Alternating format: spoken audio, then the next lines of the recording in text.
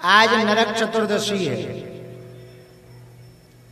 आज किसी ने हमको प्रश्न भेजा कि हनुमान जी का दो बार जन्मोत्सव क्यों मनाया जाता है। तो हमको वहीं मंदिर पे एक भाव याद आया, तो हमने पंडित जी को सुनाया। हनुमान जी का जन्म 2 बार ही हुआ।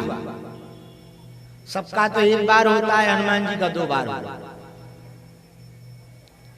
बाल्यकाल में अंजना माता के यहाँ पर अंजना नंदन बनकर के हनुमान जी का जन्म हुआ। और जैसे ही जन्म हुआ सो भूख लगी, गगन में मारी एक उछाल मार करके सूर्य भगवान को ब्रेकफास्ट में खा गया।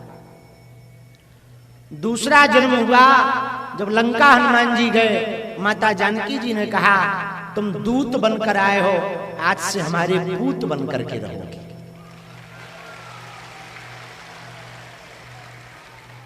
और हनुमान जी ने जैसे ही इतना सुना, तुरंत हनुमान जी को भूख लग आई। तो वह माता जानकी जी से बोले, माँ लाग देख सुंदर फल रूखा। ये फलों को देख करके हमें माता हमें भूखा लगी। भूख नहीं, भूखा। तो माता जानकी जी बोली ये भूखा क्या है। हनुमान जी बोले, माँ हमारी आदत है, हमारा जब भी जन्म होता है हमें भूख लगती है। एक बार माता अंजना के यहाँ जब प्रथम बार जन्म हुआ था तब भूख लगी थी तो सूर्य को खा गए थे। अब दोबारा भूख लगी है तो यहाँ रावण की बाग में लगे हुए फलों को खाएंगे। विविध विविध मतानुसार हनुमान जी का वर्ष में 2 बार जन्मोत्सव मनाया जाता है। आज एक जगह हमने वर्णन मिला हमको पढ़ने में,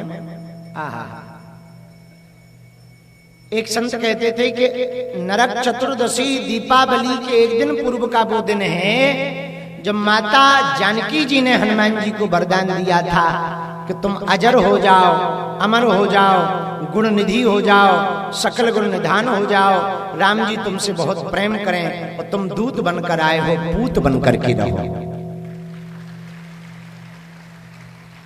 इसलिए दीपावली के एक दिन पूर्व में हनुमान जी का जन्मोत्सव मनाया जाता है। और आप भाग्यशाली हो कि हनुमान जी का जन्मोत्सव आज है और आप लोग यहाँ हो। इससे बड़ा सौभाग्य आपका कुछ हो नहीं सकता है। भगवान बुलाते हैं तभी आते हो। ये बालाजी की कृपा है कि उन्होंने तुम्हें बुलाया है और आप आ गए। दुनिया में करोड़ों लोग हैं, सब नहीं आ पाते। आता कौन है? बोले जिसे बालाजी बुलाते हैं वही आ पाता। दूसरी बात सुनो, सबको भक्ति का रस भी नहीं मिलता। हमारे गांव में बहुत विचित्र कहावत है पर कह देनी चाहिए। हमारे गांव में कहावत है कि सभी कुत्ता कुतियां प्रयागराज जाने लगेंगे तो पत्तल कौन चाटेगा। प्रयागराज समझते हो? बोले सभी यदि वहां जाने लगे तो पत्तल दोनों कौन चाटेगा। बात बिल्कुल सही है। सभी लोग भक्ति करने लगे तो नरक की तो दुकान ही बंद हो जाएगी। तो कुछ उस दुकान के लिए भी तो चाहिए।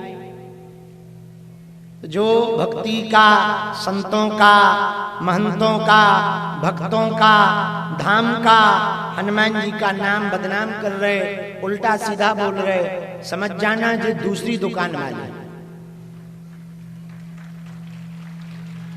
तो उनसे द्वेष भी नहीं रखना, उनसे तुम ईर्ष्या भी मत रखना और उन पर गुस्सा भी मत होना। भगवान की अपनी अपनी कृपा है सब पर। जिसको भगवान जिस लायक बनाते हैं वो वही कहता है, वही बोलता है।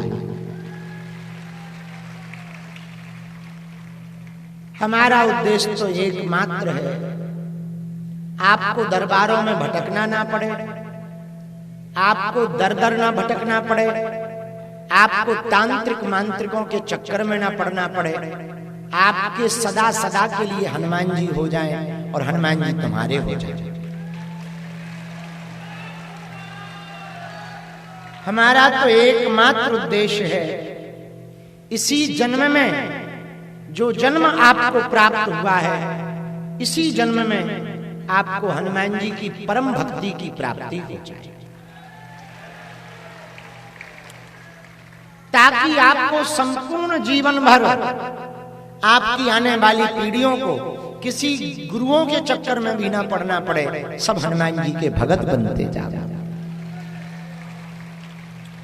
हमारा तो एकमात्र उद्देश्य है हिंदुओं का भला हो और भारत हिंदू राष्ट्र।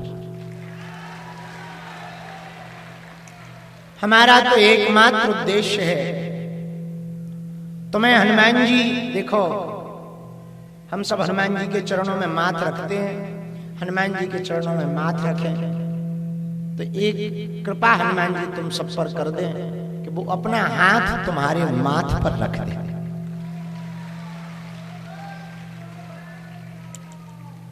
पर एक बात कहें, बुरा ना मानना, भगवान की कृपा सिफारिश करके नहीं मिलती। कोई महात्मा आशीर्वाद दे दे वो बात अलग है, पर तुम सिफारिश लगाओ कि हम पर कृपा हो जाए तो हलवा मिलेगी। भगवान नेताजी थोड़ी है कि सिफारिश करने से तुम्हें टिकट मिल जाएगा। भगवान की कृपा सिफारिश से नहीं मिलती, भगवान की कृपा वीवीआईपी प्रोटोकॉल से नहीं मिलती, भगवान की कृपा तो भक्ति से प्राप्त होती है।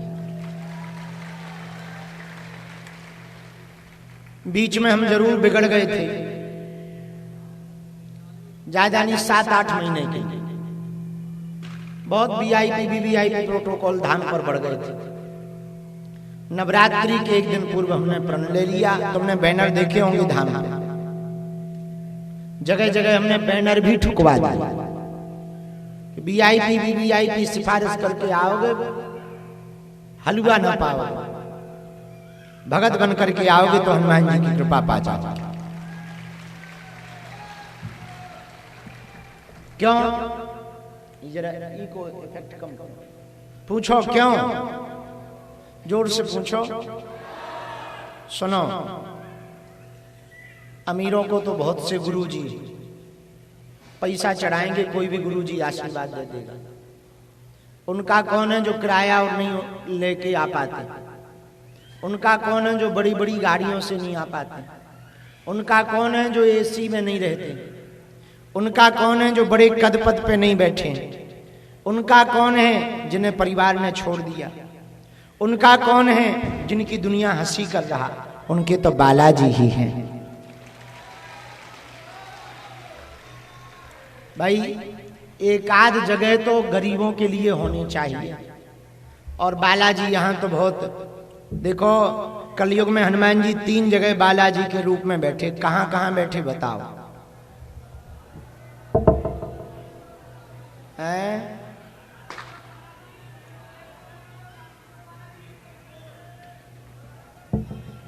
मेहंदीपुर बालाजी, सालासर बालाजी, बागेश्वर बालाजी, 3 रूप में बैठे। कितने रूप में बैठे भगत जी? मेहंदीपुर में दाढ़ी है तो बूढ़े हनुमान,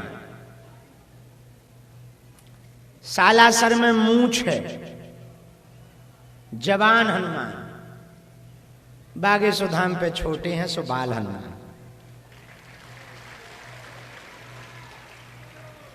तीनों जगह एक एक संत भय जिन्होंने प्रकट किया। मेहंदीपुर बालाजी को समाधि वाले बाबा ने प्रकट किया, सालासर बालाजी को अपनी भक्ति के बल पर मोहनदास बाबा ने प्रकट किया, बागेश्वर बालाजी को सन्यासी बाबा ने प्रकट किया। कली काल में तीनों जगह की महिमा है, पर बागेश्वर धाम की सन्यासी बाबा की दिव्य शक्तियों की अभूतपूर्व महिमा है। यहां की दिव्य शक्तियों की चर्चा वर्तमान में तो पूरी दुनिया में बड़े बड़े पढ़े लिखे बुद्धिमान तार्किक जो हलीउल्लाह वालों को तो सही बताते थे, सनातन वालों को बुरा बताते थे। इसी चक्कर में हिंदुओं का धर्मांतरण होता था। और जब से बागेश्वर बालाजी ने मोर्चा संभाला, चादर और फादर वालों की ठटरी सी भर गई। इतने षड्यंत्र किए उन्होंने गिराने के लिए, बड़े बड़े कैमरा जांच करवे आए, पोल खोलवे आए, आगे के लगे अपनी खुलवा के गए। और जब तक हम भारत में दरबार लगाते थे तो लोग हमारा मजाक बनाते थे, गरीबों का देश है, गरीबों को उल्लू बनाता है। हमने जाके विदेशन के प्रधानमंत्रियों ने उल्लू बना दो, बताओ लो। अब भारत के लोग तो उल्लू हो सकते हैं, पर क्या विदेश के हो सकते हैं? जो हाउ डू यू करते रहते हैं दिन भर, वो भी सीताराम सीताराम कर रहे हैं। युगांडा की प्रधानमंत्री तो कुर्सी पे बैठी बैठी कह रही थी बाबा अंग्रेजी में, हमें तो बाद में पता चली, हमें अंग्रेजी आती ही नहीं है।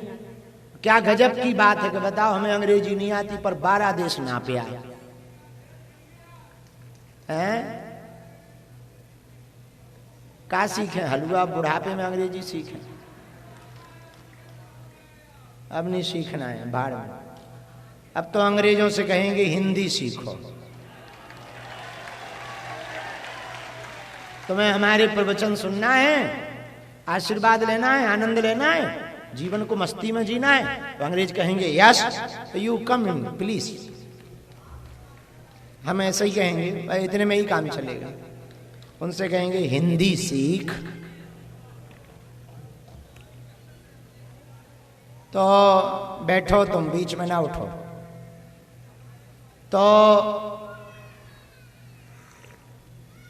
ये जो भी महिमा है हमारी नहीं है, किसकी महिमा है? बागेश्वर बालाजी।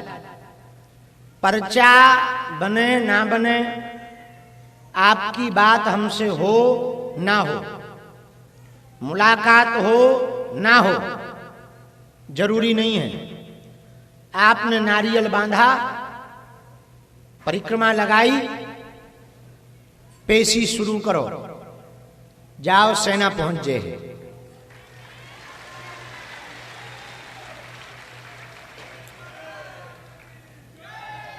इस नवरात्रि में हमने ऐसा उपाय कर दिया कि अब कोई यहां से खाली हाथ नहीं जाएगा।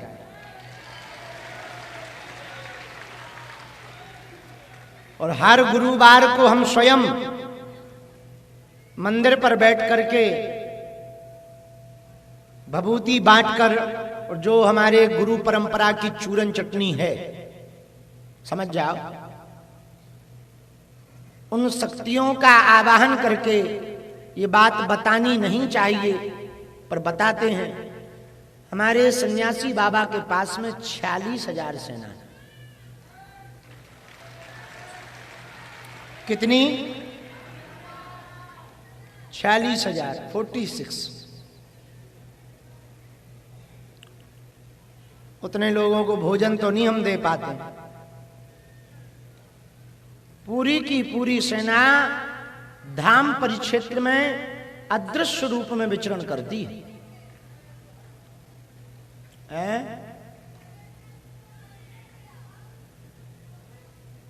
क्या कह रही है? क्या तोरो कर्जा ले रखो का नक्कटू?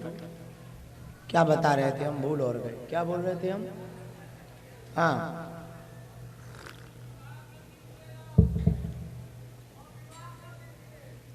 क्या कर लें? शादी? तुम? हम?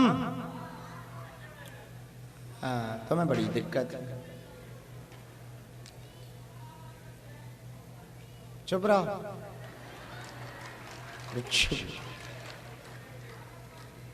हमें लगा था हमारे नाम की बनी नहीं है। सुनो, सन्यासी बाबा के पास 46,000 सेना है। जो भी अर्जी लगा करके पेशी करते हैं वो महती कृपा करते हैं, सेना पहुंचती है। और यथा योग्य काम की